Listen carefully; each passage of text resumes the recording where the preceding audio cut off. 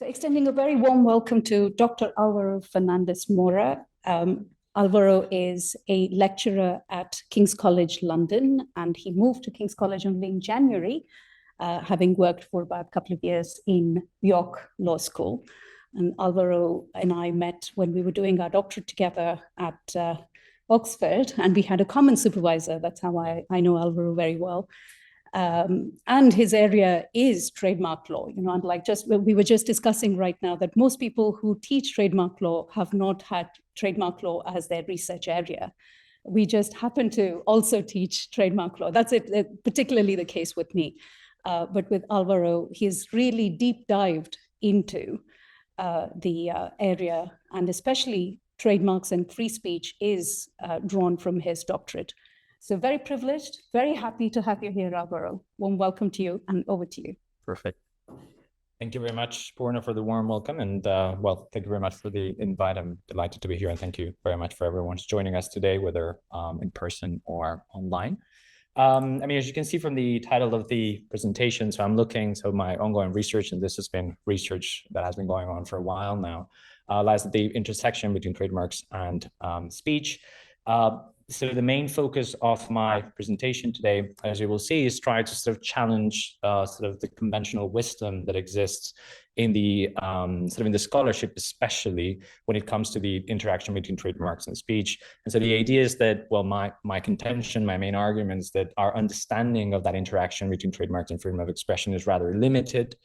Is impoverished by the fact that we tend to be focusing only on one instance in which trademarks and freedom of expression are interacting, which is mostly in the infringement context. And I think it's important that we try to adopt a taxonomical approach, or sort of a more holistic approach to understanding this interaction between trademarks and speech. My argument is that this would allow us to have a better, more sophisticated understanding of that interaction between trademarks and speech, which can ultimately allow us, and in particular decision makers, to reach better balanced, fairer results in interaction cases, but also hopefully it opens the door to the rethinking and reconceptualizing of this interaction, in particular in terms of the conceptual frameworks that we may want to employ moving forward when it comes to trying to understand this interaction. So this is sort of the core argument of the research that I've done so far. But again, this is just very much the first stage in the research. In order to argue this, I have structured my presentation into three parts. And so first, I'm going to be introducing, hopefully briefly, how trademarks are conveying expressive meaning. So what do we mean when we say that trademarks are operating as expressive artifacts? And then we'll be looking at how trademarks and speech interact. So how come we have litigation and instances in which the fundamental right to freedom of expression is triggered in trademark litigation and in the trademark context. One thing that I should mention at the outset, and hopefully this was clear from the title, but I think it's worth mentioning, is that my approach to the topic is very much comparative. So I'm looking mostly at US and Europe. The main reason for looking at the US is most of the scholarship and most of the case law, especially until recently, was coming out of the US. And so it made a lot of sense to try to sort of look at what was going on in the United States. But also one thing that I think is interesting, and I will say this from the outset, but hopefully it will become clear as I explore the different ways in which trademarks and speech interact. One thing that I think is quite interesting and hopefully also a bit striking is that there are clear parallelisms between what is going on in the US and what is going on in Europe. So sometimes we tend to think that what is going on in the US is different because of how the First Amendment is structured and the role it plays in the US, which is understood to be, sort of different to what is going on here in the fundamental right to freedom of expression under Article 10 to the European Convention on Human Rights. But hopefully what we will see coming out from this comparative study is that sort of both right holders, sort of defendants in infringement cases, and courts are doing similar things in terms of the analytical frameworks that are being employed. And so I think we can also extract valuable lessons from that comparative analysis. Then briefly look at the implications of my proposed approach and sort of future work that can hopefully come from here, and then open it up for questions in the Q&A. In terms of trademarks as expressive artifacts, hopefully we're all familiar with the fact that, well, trademarks, their subject matter is signs, and so therefore signs convey meaning. Sort of at the end of the day, signs are units of language. So the words that I'm using now are signs. They allow us to communicate, as the same principle applies in the context of trademarks. insofar as they're signs. And so by conveying information and through their use, they enable communication. The idea is that the meaning that signs convey is dependent on social consensus. And so the meaning of signs does evolve. This is true of language, but it's also true of trademarks. And trademarks, we have seen them going on quite an interesting, fascinating journey over the last few decades, where the meaning and the information conveyed by trademarks has changed quite drastically in the last few decades. And so now, hopefully, we're all aware of the range of functions that trademark perform in the marketplace, which have been recognized by sort of European courts, the Court of Justice. So it's true that we tend to refer to trademarks, or sort of the core function is origin signaling. They are signaling commercial source or origin, but we're also aware of other functions that trademarks are performing. And this is thanks to trademarks being signs and the meaning in signs evolving. And so they also convey information as to quality, sort of advertising function. So, trying to inform and persuade consumers, the investment function, the idea of the using the mark to acquire or to preserve a reputation, and then also the communication function. So the idea that we can also use marks to express preferences, lifestyle choices, or values. And a lot of what I'm going to be talking about today and the instances in which freedom of expression tends to sort of come into play in the trademark context is when we're talking about sort of that communication function or that expressive function. It's true that from a European perspective, the Court of Justice hasn't given us a lot of guidance in terms of that communication function. I will try to sort of give it some content, but the idea, and there is, sort of quite widespread consensus nowadays, certainly in the scholarship, but also we see this in this case law, especially sort of US case law, the idea that trademarks are performing an expressive function, and it's a function that is allowing different individuals, not only the trademark owners, but also consumers, and also artists, parodists, commentators, to rely on these complex meanings to try to sort of pursue their own expressive agendas, their own identity agendas. And so, I mean, this is just an example, but hopefully an example that, sort of we're all familiar with. So the Apple logo sort of giving us information about commercial origin, information about Apple Inc., sort of based in California. It's also giving us information about quality and reputation. I know when it comes to Apple, this is debatable and different people in the room will have different views, but, hopefully quite a few people would agree that, well, it's high quality, it's reliable quality, it's good design, is innovative,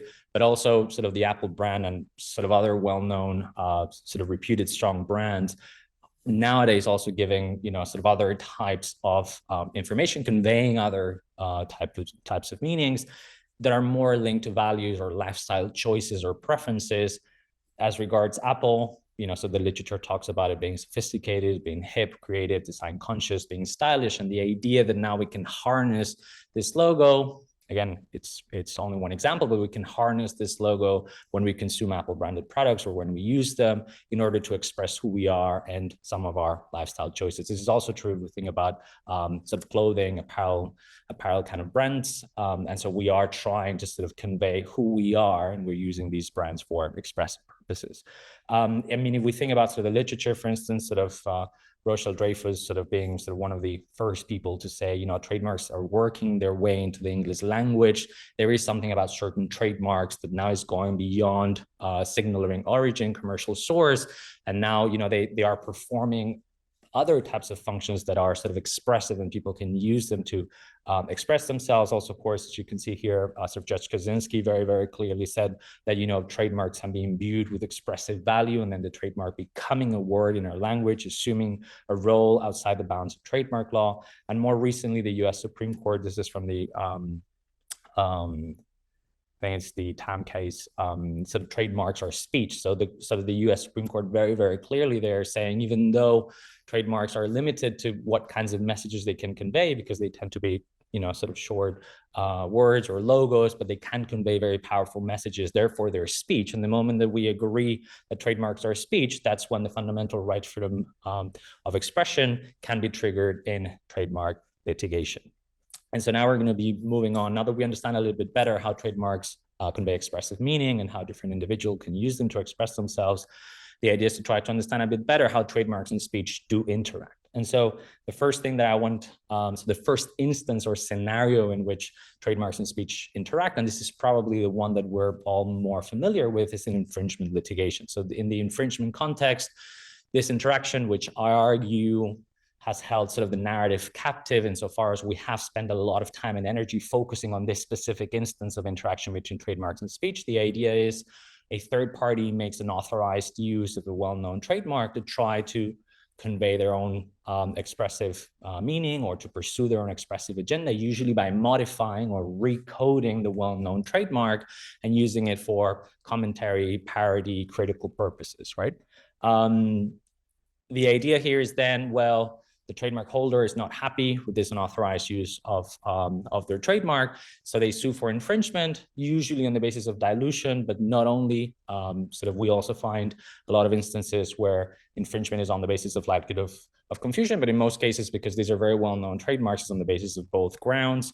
And so then what we see is defendant trying to invoke or mobilizing freedom of expression, the protection granted to the fundamental right to freedom of expression, as a way to try to shield its unauthorized use in that infringement context. And so what I'm trying to sort of argue here is that because we have focused a lot on the interaction between trademarks and speech in the infringement context, because of course scholars became very concerned, especially the first few cases, courts were quite critical of this reliance on freedom of expression, so they weren't very eager to shield these unauthorized uses against infringement. A lot of scholars, so that triggered a debate, and a lot of scholars got very worried and started saying, well, maybe we can mobilize speech to try to sort of insulate these kinds of uses, because these are uses that we want to incentivize and allow out there in society, and we don't want trademark rights, and in particular the over-expansive protection of trademark rights under anti-dilution protection to be used as a way to chill these kinds of expressions. Okay.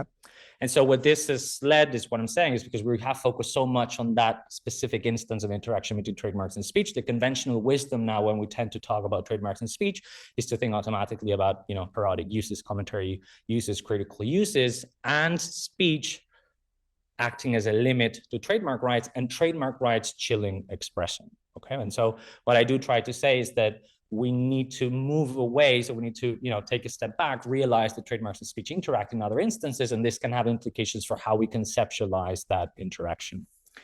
As you can see here, these are just sort of 5 examples, but I should mention that most of the ideas, or all of the ideas that I'm covering today, have been published in an article with the Berkeley Journal of International Law. And I do give a lot of examples, especially in the footnotes, of authors saying, we should be worried about this, right? Like, these are expressive uses of trademarks that we want to allow. If courts continue down this line of prohibiting them by agreeing that there's infringement here, we're going to find ourselves in a very difficult and uncomfortable situation. So we do need to rely on freedom of expression to try to sort of stop or prevent this from happening and growing. Okay. Again, you can see from sort of those examples, most are coming from the US, but I did try to sort of also look at European examples, because this is a debate that is happening on both sides of the Atlantic. I'm going to be showing you some examples as a way to try to sort of historically understand what was going on and the context in which this debate was happening. But just bear in mind that these are just some examples, okay? Especially for the US, there's way more cases. And if you read through the article, which I do encourage you to do, you'll see that there's many, many other examples. Okay, and one of the reasons why this area of law in the US has been so sort of complex is that it's been very litigious, and different courts have been doing many different things. And so there's a bit of a cacophony between what is going on within different, between different circuits. And so this is ultimately also leading to some inconsistency. The US Supreme Court has recently sort of decided a case in this issue. So the idea is that maybe there will be a little bit more clarity moving forward, but people aren't happy with what the Supreme Court has said. So the first few cases, and you can see here, we're talking about the 1980s. The first few cases that I mentioned earlier, the courts were quite skeptical of invoking speech protection, so in the case of the EU under the First Amendment to the US Constitution, to try to shield defendants' unauthorized use. And you can see here sort of that sort of early suspicion, so the court saying trademarks are property rights. They do not need to yield to the exercise of First Amendment rights under circumstances where adequate alternative avenues of communication exist. And the court says there are numerous ways in which defendant may express his aversion to nuclear war without infringing upon a trademark in the process. So we can see there is a bit of a suspicion, and the court saying the First Amendment provides no defense in these kinds of instances. Okay, and so another example is the Hard Rain Cafe, Hard Rock Cafe case. Here, the court was very concerned because, okay, this seems to be a parody. We get that, but your parody is so very similar to the registered trademark, the well-known trademark in this case, that, I mean, it doesn't really seem to be operating as a very successful parody. This is something that should be prevented, right? And so these are cases in which we see that use was not permitted. And so the courts, sort of finding for plaintiffs and for infringement in these cases, which again, sort of earlier cases, 1980s, 1990s. I do want to give examples also of uses not permitted in Europe. One thing I should mention is that courts in different European states have done quite different things. It is difficult to sort of, very briefly summarize what is going on in Europe, but just to let you know, there are certain jurisdictions that are a bit more skeptical of mobilizing freedom of expression to try to shield these kinds of unauthorized uses, especially sort of English sort of high court. Sometimes, I mean, sort of the precedents we have not very sort of often finding, well, it doesn't seem as though these are really expressive uses that should merit protection under the fundamental right to freedom of expression. Also, France, a bit skeptical. In France, it has to be very clear non-commercial use of a trademark in order for the courts to actually be happy to apply freedom of expression. This is just an example. I mean, I think it's an example that I chose it because it's quite visual. So the kind of impact that this can have, sort of this unauthorized use can have on the trademark, and in particular, sort of in terms of linking sort of this trademark in relation to tuna with sort of oil spills. Well, clearly we can understand how that can have a negative impact on the image of the trademark and how the right holder might be unhappy with this, and the French court not being persuaded that freedom of expression had much to do here. What I do want to say, and this is to be hopeful, although things have changed a little bit quite recently, but after these sort of earlier cases, especially in the US, and especially because the scholarly debate was very adamant that we should protect these kinds of uses, freedom of expression should be doing a lot of work here, we start seeing that in most cases, these unauthorized uses are allowed. Okay, so, sort of rest assured, or, sort of give us some peace of mind. It seemed for quite a few decades, especially sort of the late 1990s, but then, sort of until quite recently, most US courts were actually sort of very rarely finding for infringement. Again, in Europe, it's a bit different. It depends usually on the jurisdiction. As I mentioned, sort of England and Wales, more skeptical, France, more skeptical, Germany and the Netherlands, sort of, more easily finding in favor of defendants and willing to mobilize freedom of expression to try to insulate these kinds of uses. I mean, this is a very well-known case from the Netherlands. It is based on design rights. So that's important to bear in mind, but just so that it is very often studied in the context of sort of artistic or commentary uses of IP rights. And the sort of Dutch court here very clearly saying, this is artistic expression. It should very much be allowed, even if Louis Vuitton here, we can understand why it might not be happy to have its, again, debatable, but here sort of that's what Louis Vuitton was saying. Very relevant case. Again, these are just examples. There's many more examples, but the Barbie girl case, so a very well-known case in the US, sort of Aqua making use of sort of Barbie girl in the title of the song, but also the lyrics of the song. And here, sort of Judge Kaczynski quite easily satisfied that this is the kind of expressive use that we want to be allowing, right? And so therefore, not finding for infringement, whether under likelihood of confusion or dilution. Another example, and this is a very well-known case, so the Louis Vuitton case. So here, plush toys for pets, sort of very clearly, sort of parodying sort of the Louis Vuitton handbags and sort of the trademarks and the designs. But again, here, sort of the infringing sign or allegedly infringing sign is being used very clearly in the course of trade as a trademark, right? Because sort of pet toys were being sold under the Louis Vuitton trademark. And so Louis Vuitton here sued for infringement, quite unhappy, both on likelihood of confusion and dilution. And the court here didn't find that there was infringement. And one thing that I think is quite interesting is the court here said the fact that the facts imposed on Louis Vuitton increased burden to demonstrate that the distinctiveness of its famous mark is likely to be impaired by a successful parody. So here we're in the context of dilution. Because the famous mark is particularly strong and distinctive, it becomes more likely that a parody will not impair the distinctiveness of the mark. So here's quite interesting. It seems, a bit of an counterintuitive approach, where the better known that you are as a trademark, actually the less protection you will be getting, because the more difficult it will be to prove that this is having any sort of negative impact on your reputation. So after this case in particular, you can see this is from 2007, especially scholars, felt more at ease that freedom of expression was doing, sort of the good work, and it was doing what it needed to do. The problem now becomes in 2023, so very, very recently, the US Supreme Court was called to sort of decide on a case that's sort of also similar in the context that it also deals with plush toys for pets.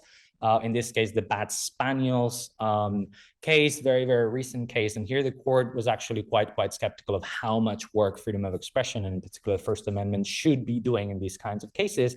And here the court was saying the problem is when a mark is used as a source identifier, right? So once you're using the trademark, well, the sign as a trademark to convey information as to commercial source or origin, things are going to become more problematic, and it's going to be difficult to be able to shield that unauthorized use on the basis of freedom of expression.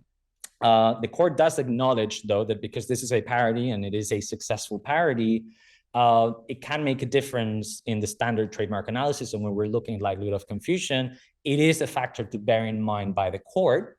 But it doesn't mean that sort of First Amendment protection will be triggered automatically, like a lot of courts in the US were doing until then. And so therefore, it remanded for the lower court to sort of, under this new way of interpreting it, what would happen. But of course, here the worry is that it will open the door for sort of more easily finding in favor of plaintiffs, and so therefore more easily finding that there's infringement.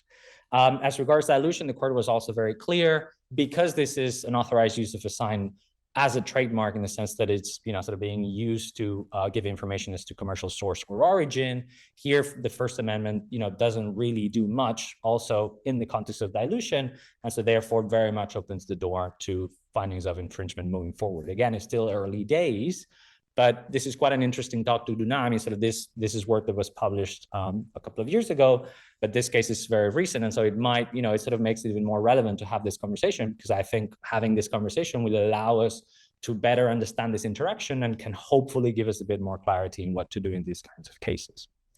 So that's as far as sort of infringement litigation is concerned. And here, again, sort of going back to my main argument, is most of the conversation has been dominated in trademark scholarship by the interaction between trademarks and speech in the infringement context.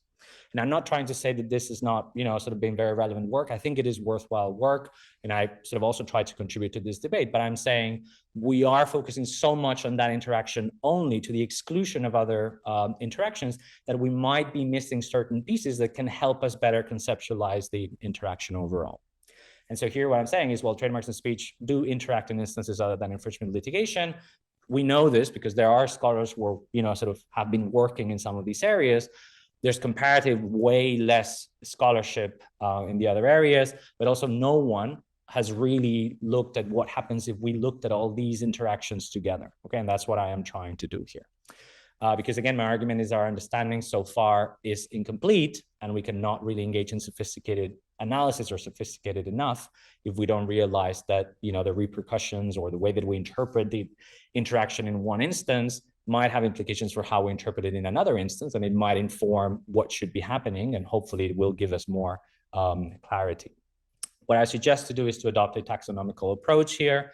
So, sort of a taxonomy of different interaction cases, to try to conceptualize this interaction, not so much as necessarily speech always limits trademark rights, or trademark rights always chill expression, which is what happens if you only look at infringement, but rather their interaction operates as a two-way street, where sort of freedom of expression can both validate in certain instances trademark rights, and in other instances it might actually limit it. Okay, we will see at the end why I think that this reconceptualization is relevant, and how it opens the door to what I think could be better.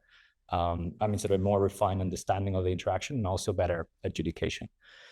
This taxonomical approach then requires to look at other instances where speech and trademarks interact. And so these leads me to the ways in which speech has been mobilized in the registration context when trademark offices have refused registration of certain signs, in particular sort of signs that are deemed to be immoral or scandalous or go against public policy. So that's one instance. And the other instance is when trademark owners have mobilized speech as a way to try to challenge the validity of measures of public law that restrict the way, sort of the ways in which right holders can use trademarks. And I'm referring in particular to advertising bans, health warnings, and plain packaging of tobacco products, and in particular, sort of restrictions on trademark use in the context of unhealthy goods. Again, these are just examples, but I have to say in relation to registration and restrictions on trademark use, these are the core examples. We don't have as much case law, but there is, sufficient case law, but these are the most relevant cases. So the Mattel v. Tam case in relation to the slants application for registration, which the USPTO considered was disparaging. This was challenged successfully. And so here what is relevant is the US Supreme Court considered really the government shouldn't be telling applicants what kinds of signs they should be able to register. That means that, so the government would ultimately be telling certain applicants, these are good signs and these are the kinds of signs that we agree with and these are the kinds of signs that we don't. And so what it did, and this is very relevant, it struck down from the Lanham Act those absolute grounds for refusal. So in the case of this Lance case, it was the disparaging clause that was sort of struck down from the Lanham Act. And then, and that's from 2017. And then in 2019, in the Iancu v. Brunetti case, where the applied for sign, which had been originally refused registration, is the FUCT or fucked trademark. And here it was on the basis of whether it was immoral or scandalous. And I guess the US Supreme Court, in deciding this case, considered this has to be struck down because, again, the government shouldn't be telling applicants whether there's, sort of good messages or good signs and bad signs. Very, very relevant. Basically, what this means is that this, sort of opens the floodgates to registering any sort of sign, whatever sign, regardless of how hateful the content might be. I did write another sort of article on this topic, and you would be surprised at the kinds of signs that some people want to register. But basically nowadays, sort of free for all after these two decisions. Again, on the basis of freedom of expression. So here, freedom of expression is doing something very different to what we saw in infringement. In infringement, it was limiting trademark rights. Here, it's sort of validating those trademark rights or the rights of the applicants in order to facilitate getting a trademark. We actually see a very clear parallelism in Europe.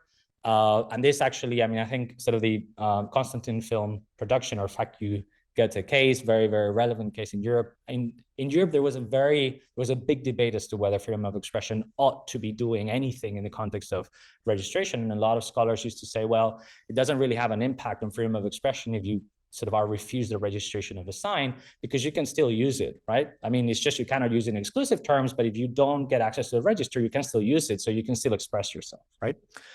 Here, what is relevant is the Court of Justice actually said freedom of expression is implicated in refusals of registration, and unsuccessful applicants can rely on freedom of expression to challenge the validity of sort of refusals of registration by trademark offices. It also said that because freedom of expression can be triggered, what needs to happen now is that the office cannot simply refuse registration of a sign that is immoral or contrary to public policy on the basis that in the abstract, the office considers this to be an immoral sign, but rather it needs to provide evidence. So de facto, because trademark offices are not in a very strong position to provide the kind of evidence that, a sort of substantial percentage of the people are going to be offended by these kinds of signs, it means that a lot of signs will now also have access to the register. And, sort of in Europe, and that's where I've done most of my work in this regard, in Europe, sort of trademark offices, sort of both the EU IPO, but also domestic trademark offices were very, they were doing a lot of work in terms of preventing these signs from being registered. But now again, sort of we see a change in that regard. And again, we see sort of that parallelism that was happening in infringement litigation, where speech is mobilized in both the US and Europe to try to limit trademark rights. We see in the registration context how in both the US and Europe, especially sort of after this case, that, speech is being mobilized for the opposite effect, which is to, sort of validate trademark claims. And then the third instance, as I was saying, is sort of relying on freedom of expression as a way to challenge the validity of measures of public law that restrict trademark use. And so the way in which trademark use has been restricted, and this, sort of dates back to the 1960s, 1970s, especially in the form of advertising bans. But advertising bans are a bit tricky because most of them don't really impinge directly on trademark use. It tends to be, sort of more indirectly. But there is an instance of advertising ban that is known as brand stretching. So the use of trademarks that are often associated with tobacco products and other goods, or the use of marks that are often associated with other goods on on tobacco products that, people agree that it has sort of a clear direct impact on trademark use, and being challenged on freedom of expression. We'll see both in the US and in Europe. I mean, in other jurisdictions, see also Canada, but we are focusing here in the US and Europe. Health warnings, also a lot of litigation, especially in the US, but not only, especially as they've become bigger and they've become combined. So both text and images, more challenges being raised by owners of trademarks, that relate to unhealthy goods, especially tobacco, but bear in mind that not only, so there's an expansion into other industries, especially alcohol, sugary foods, fatty foods, etc. And so we do find challenges. I should have mentioned a lot of these challenges tend to be based on the fundamental right to property, but in some instances also based on freedom of expression, and those are the ones that we're going to be looking at here. And then finally, much more recently, hopefully we're all familiar with it, plain packaging, because we find it in this country, which prohibits, sort of the use of most types of marks, so figurative marks, trademarks, protecting get up and trade dress, also shape marks. Those are completely prohibited. And then sort of you can only use word marks. And again, you are required to use them in a specific way. So it imposes very clear, very strict restrictions on how trademarks can be used. And so right holders, so that's an example. In case you're not very familiar with plain packaging, but, so that's how plain packaging looks like. And so these challenges, again, freedom of expression is being used or relied upon to try to sort of validate trademark rights of saying, there's so much that you can actually prohibit me from doing because I do have the right to express myself. And so the implications there being to what extent can right holders, successfully rely on freedom of expression as a way to challenge the validity of these kinds of measures. What is interesting, again, there's more cases in Europe and there's more cases in the US that I'm going to discuss today, but I just want to give two examples for flavor. This is a debate, first of all, that dates back, to the 1990s. So we find precedents in this regard in the 1990s, including in Europe, which I think is probably where I want to make a bit more emphasis because most people tend to find it surprising that we find these kinds of precedents in Europe. Here, unfortunately, the Court of Justice didn't end up dealing with this ground of invalidity for the Tobacco Products Advertising Directive of the late 1990s, because the entire directive was ultimately deemed to not be valid on the basis of relying on an invalid sort of provision of the EU treaties. But it's true that the Advocate General did deal with it. So Advocate General Fanelli, in this case, they deal with it in a lot of detail. And here, one of the ways in which Advocate General Fanelli considered that sort of freedom of expression was triggered was because of brand stretching, which is the example that I gave you earlier, where you're, so in this case, you're saying the Marlboro brand, for instance, which is linked to tobacco products commonly in the context of other goods. And so here, the Advocate General was very clear. It says, insofar as the application of such a brand or mark to a product also constitutes an exercise of freedom of commercial expression, I conclude that brand stretching has not been shown to be a justified restriction on that freedom and should be annulled. Again, the Court of Justice didn't get a chance to, sort of look at this, but, the Advocate General here very forcefully saying the moment that freedom of expression is triggered, and it is triggered in this case because the brand owner is not allowed to use the mark in the way that it wants to express itself, then we need to make sure that that restriction on freedom of expression is justified, right? And we need to follow the guidance of the Court of the European Court of Human Rights when it comes to restrictions on freedom of expression. And here, sort of the community legislature had not provided, sort of any evidence in relation to how brand stretching would lead to a reduction in consumption of tobacco products or a reduction in smoking. In the US, we do find more precedents, and actually, if you've been to the US, so in the last few years, when so many of you've seen a packet of tobacco products or cigarettes, they look quite differently to here. So there's nothing, sort of compared to plain packaging. You still have logos. Health warnings are actually not very large. And the reason is this case from 2012, where the FDA, so the Federal Drugs, Food and Drug Administration in the US, tried to impose combined health warnings, so both image and text, sort of enlarged also to cover 50% of the overall surface of the package. And here the court was very clear, this is compelled speech. So the government is trying to have these tobacco manufacturers, sort of speak things that they don't want to speak. And so in order to do that, the government needs to justify that sort of needs to provide evidence, and it applied intermediate scrutiny, so, sort of quite high, needs to provide evidence that this will lead to a substantial reduction in smoking rates. And here you can see that the court says the government has not provided a shred of evidence, much less substantial evidence, showing that the graphic warnings will directly advance its interest in reducing the number of Americans. But if you look at the first paragraph, it says this case contains an element of compulsion, right? And forced subsidization of speech. And that's how speech was triggered in these cases. So here again, these are just examples. There's there's more examples in the article. The main thing that I'm trying to say is we should move away from just conceptualizing the interaction between trademarks and speech as what occurs in infringement litigation, where speech is limiting trademark rights. I believe we should look at it, sort of more holistically and understand that speech and trademarks interact in different instances, and that it operates as a two-way street where sometimes speech will validate trademark rights and sometimes it will limit trademark rights. What are the implications of the proposed approach? So why do I think it's worthwhile, sort of for us to spend time thinking about this? And I think there are a few advantages. The first advantage is I think it allows for better understanding of this interaction. If we have a better, sort of more refined understanding of the different interests that are at stake in different interaction cases, I could believe that it could result in better balanced, fairer adjudication. Also, the second point, and hopefully from my examples, you can see how the analytical frameworks employed in the US and Europe bear similarity. That doesn't mean that the role that freedom of expression is doing in each jurisdiction is exactly the same, but the analytical frameworks are very, very similar. And so there is room for fruitful exchange of ideas and, sort of analytical frameworks, just to repeat myself, between both jurisdictions in this particular area of law. So one of the things that I noticed from the scholarship is there was a very clear divide between the US and Europe.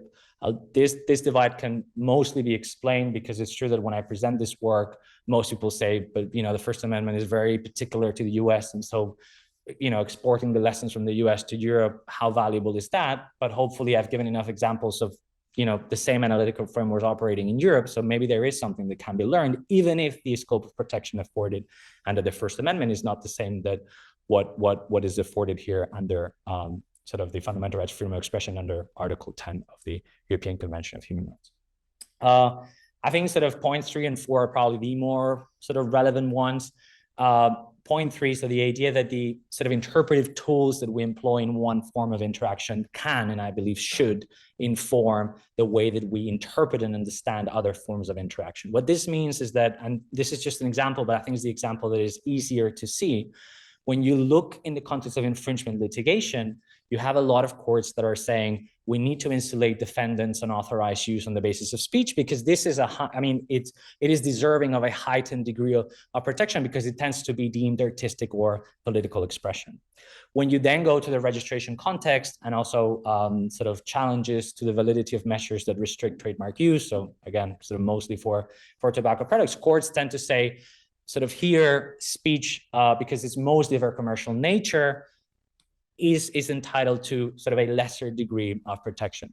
My argument is, if we are saying in infringement litigation that it is, sort of defendants' use can be insulated as political or artistic speech, and so therefore gets sort of higher degree of protection, in the registration context, for instance, then it should also necessarily include artistic or political and not only commercial, because potentially a right holder could use this trademark for many purposes and to convey many messages, including messages of a political and an artistic nature. And so nowadays there is an inconsistency there between the two forms of interaction because we are not communicating between them, right? So we are looking at them in an isolated manner. And so I think there are lessons to be learned from what is going on in other instances, especially if we want to apply human rights law consistently across the different forms of interaction. So if in one form of interaction is political speech, well, then in another form of interaction where it could be any form of speech, then it should also include political speech, right? Again, that's just an example. There are more ramifications or examples where if we look at it holistically, things might have to change. And then the fourth point, which I think is the point that probably carries more weight, or I think is the more relevant point to be made in this regard, because I think is what could really help us moving forward. It does open the door to reconceptualizing the interaction between trademarks and speech as conflicting forms of speech. And so therefore, for instance, in the infringement context, instead of looking at trademark rights as property rights, if we look at the expressive interest of the right holder in preventing the defendant from using, sort of making that unauthorized use of a modified version of the trademark for expressive purposes, then what we have is a balancing of fundamental rights between speech and speech. And so I think then it becomes more commensurate. And the kind of work that I'm trying to do now is to try to think, well, how does this then impact the way that we can conceptualize of that, sort of specific form of interaction as conflicting forms of speech? What does that look like in the context of infringement, in the context of registration, and in the context of sort of measures that limit or restrict use of trademarks? What does that actually mean? And that's the kind of work that I'm trying to do now. And that's why I said that this is very much, sort of a preliminary or first stage. But there is promise, I think, in trying to sort of look at it in terms of conflicting speech. And before people start asking, well, is that going to give too much power to, sort of right holders? Actually, I think that when we conceptualize this as freedom of expression, it will help us to understand that the expressive interest of the right holder usually will have to yield to the expressive interest of the defendant, again, on the basis that these are very well-known trademarks in most instances. And so proving that sort of the isolated use by that defendant will have an impact on the trademark owner's ability to express itself through its trademark is going to be very, very difficult, right? But again, I mean, I think that this is sort of what is probably sort of the core of the contribution at this stage, and it can actually sort of open the door to sort of reconceptualizing how we approach this interaction. That's all on my part. Hopefully that, I mean, I stuck to time. I didn't really know how much time I had, to be fair. But, hopefully that was sort of interesting enough. And yeah, I mean, I would like to open it for any questions or comments or contributions. Thank you.